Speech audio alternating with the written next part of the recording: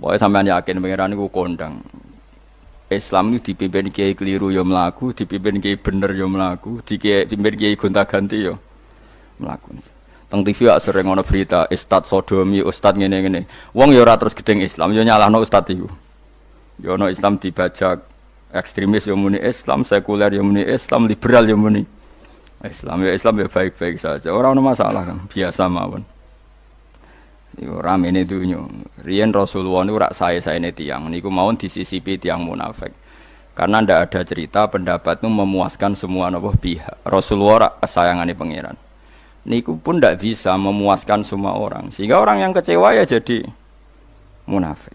Pemene trimo kiai, trimo presiden, trimo kapolri, trimo pangam, enggak bisa. Apapun konsepnya itu enggak bisa. Mesti ada yang setuju pendekatan ekstremis itu persuasif. Sing sitok gak harus tegas. Kalau gak tegas gak bisa membasmi seakar-akarnya. Sing jare persuasif, nak tegas mereka dendam malah kacau negara. Sing sitok kalau gak tegas mereka ngelamak. Itu kan ra iso selesai. Akhirnya nyelesaino aku sing pimpinan nurut. Akhirnya sing pendapatnya gak tigo. Nurut ya nurut mergo dipecat tapi terus bali lo sithik. Bali lo apa? Sithik-sithik. Masjid ge ngoten nasibe, kiai ge ngoten. Kulo nek ndek murid kuatah, ndek santri kathah sing kiai ge kathah. Wono kiai niku sowan kula, Gus, masjid itu ape nganakno zikir Ramadan. Dadi 24 jam full mulai bar subuh sampai sahur. Saking semangate ibadah Ramadan. Terus ibadah ning dia muni takok. Ya teng masjid, Gus. Dadi masjidé ben makmur, terbaik masjid makmur. Tak omongi. Lah apa ngarit itu ora ibadah. Apa dadi satpam mergawe iku gak ibadah. Apa nyupir angkot golek nafkah ibadah. Kiai kok goblok kira karuan aja muni ngono. Astagfirullah, iki ora urusan iku, Gus. Ya urusane mergo ke takmir dadi ben keren, pas ke takmir masjid rame ngono. Berarti sing nama baike kan kuwe. Nek pengiran ra butuh iku, pengiran kepingine seorang bapak golek nafkah.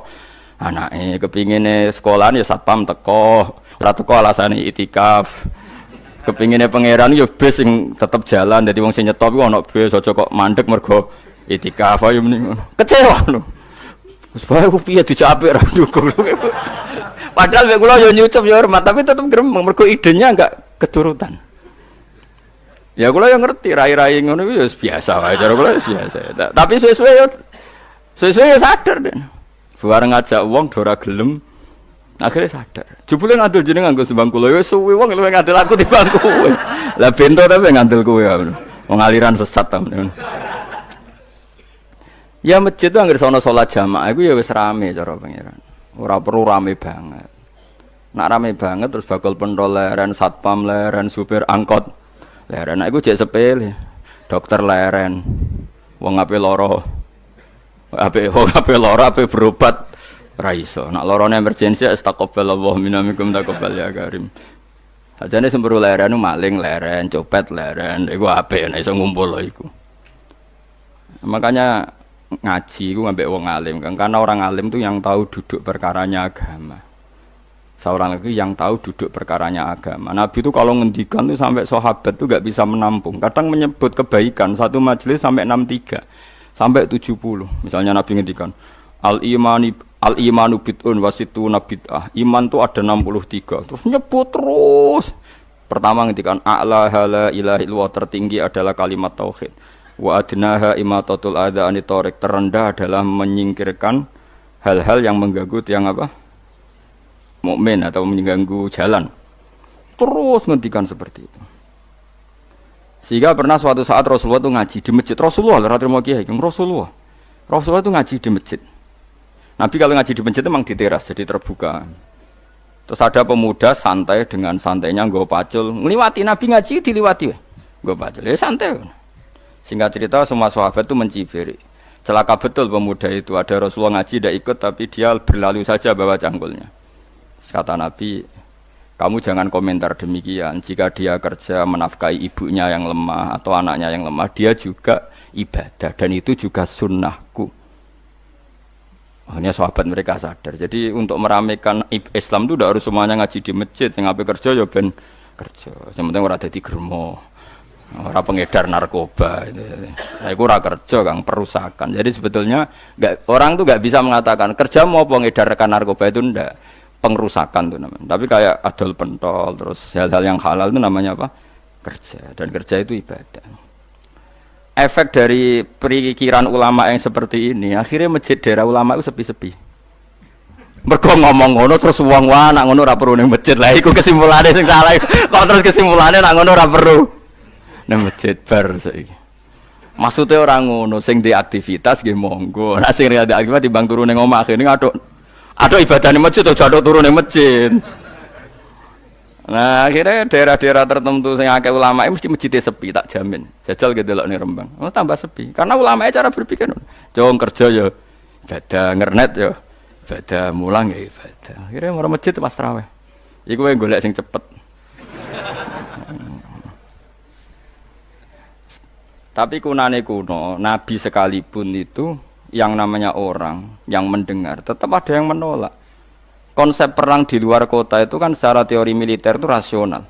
Bikin kontak ya rasional. Tapi orang yang berpendapat tadi, ya Rasulullah kita di rumah saja, itu ya gelo. Kayak tadi orang yang ingin memakmurkan masjid kemudian kan saya seperti itu ya gelo. Kalau pikiran saya suatu saat dia sadar, intinya sadar, terus sowan saya sadar. Karena ya muridnya ada murid beda angkatan ya, dia semi-semi teman sama saya. Tak omongin ngene, jong kowe nak pancen seneng masjid tenan, masjid itu aja dadi problem bagi umat. Misalnya gini, aja sampai kenapa ora nyupir angkot? Demi nak mirno masjid. Kenapa ora tugas satpam demi makmurno masjid? Berarti masjid ini menjadi problem penghalang dari sistem sosial ekonomi. Kowe seneng masjid darani problem. Kowe seneng masjid dianggap kambing hitam. Ya sudah, sholat jamaah saja, sholat jamaah di masjid. Terus yang nganggur-nganggur ya ke masjid. Tapi kalau yang sibuk ya monggo, asal itu halal ya ibadah. Ngendikane Nabi setiap aktivitas muslim asal halal itu apa? Ibadah. Makanya kita harus. Nah, tapi kan pendapat seperti ini itu kan kadang dibantah juga. Tapi ke Ramadan Gus tahun pisah, mosok njenengan ra setuju. Tak bukti kalau dia hadun nafsi tak tes. Ya wis aku setuju, syaratnya ketuane takmir ra kowe. Dadi masjid rame pas kowe ra ketua takmir. Isen deh karena dia ingin punya prestasi. Berarti sawang wow pas dia ketua takmir hadun nafsi enggak? Hadun nafsi pasti dia itu cari. Ya jajal pengajian sing gede-gede. Mereka pengurus takmirnya kepengen pas era ini tahu pengajian geden. Pas gak pengurus takmir terus ada pengajian geden. Wah apa rame-rame bareng. Padahal orangnya sama. Nah itu ulama itu tukang ngomong seperti itu. Mungkin menyakitkan, tapi ulama itu terus ngomong seperti itu supaya agama ini dibawa berdasar ikhlas, bukan hadzun nafsi, bukan kepentingan pribadi. Tapi tentu ulama tetap ngomong iktikaf ya sunat baik, kerja ya baik, amal lainnya asal baik ya baik. Ngomong gitu terus.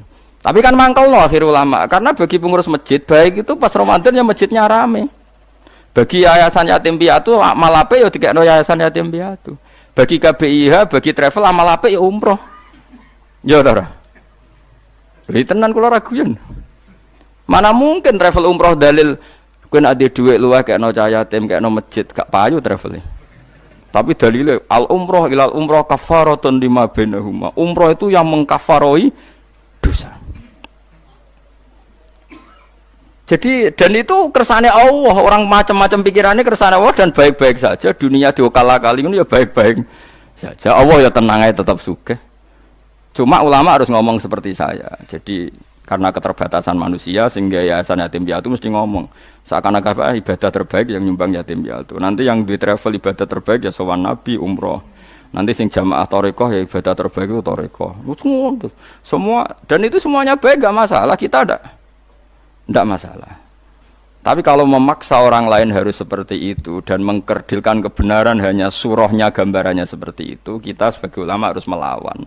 Karena Nabi dawuh kebaikan itu sekian jumlahnya. Terus Nabi menyebut di satu majelis itu 60. Sampai yang diantara yang disebut itu nganti ana sing jorok. Wa fi buti ahadikum sedekah. Kowe ngeloni bojomu iku sedekah. Sampai sahabat takok, "Ya Rasulullah, masa urusan gitu ibadah?" Ayati ahaduna syahwatahu wa huwa alaihi ajrun. Masa urusan kelon itu ganjaran ibadah. Terus Nabi jawab, kata Nabi, "Faqih falawadu'a fi haramin akana alaihi wisrun." Kalau andikan dia meletakkan mental seksnya atau aktivitas seksnya di luar yang halal, apakah itu tidak dosa? Iya ya Rasulullah. Terus kata Nabi, "Wa kadzalika," begitulah kalau diletakkan di halal dia juga dapat apa? Pahala. terakhir Nabi ngendikan takufu syarraka anin nas fa innaha shadaqatun minka ala nafsik. Jika kamu itikaf di masjid tidak bisa, adol pentol tidak bisa, jadi satpam tidak bisa, aktivitas sosial yang menguntungkan orang lain tidak bisa. Takufu syarraka anin nas. Yang penting kamu tidak berbuat buruk yang merugikan manusia.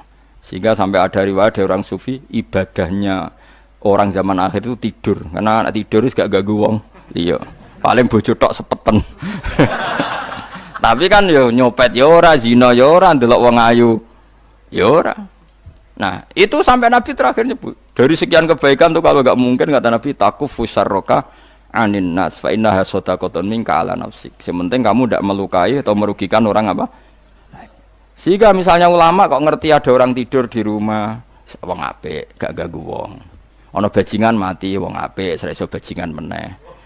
Nah, akhirnya masyhur orang krono bajingan mati, kiai tenan yo. Saya nggih mayit niku, wong gak siap nih saya. Bajingan sih. Saya padahal ning atine kiai nek mati ya apik dong ora iso bajingan. Akhir dari bajingane ya wis mati. Lha sekarang ngakhiri bajingan apik ta elek? Apik. Berarti matine elek ta apik? Apik. Maksudnya kiai apik matine ora apik wonge. Lah wong gak trimo pikirane apik iku. Wonge. Lah kiai wis ndake pinter maksudnya. Apik nggih niki. Ngomong keberatan. Ayo mun apik. Ya sesuk kan wedi yo. Nggih apik. Lah itu ilmu. Jadi ngaji ilmu itu orang harus punya kesiapan pendapat meskipun itu kita tidak siap. Wa wasa antakrahu syai'a wa huwa khairul lakum. Pendapat itu meskipun kamu kadang tidak cocok, bisa saja menurut Islam itu ini lebih apa? Baik. Karena tadi kebaikan itu sekian bentuk. Bisa ulang kebaikan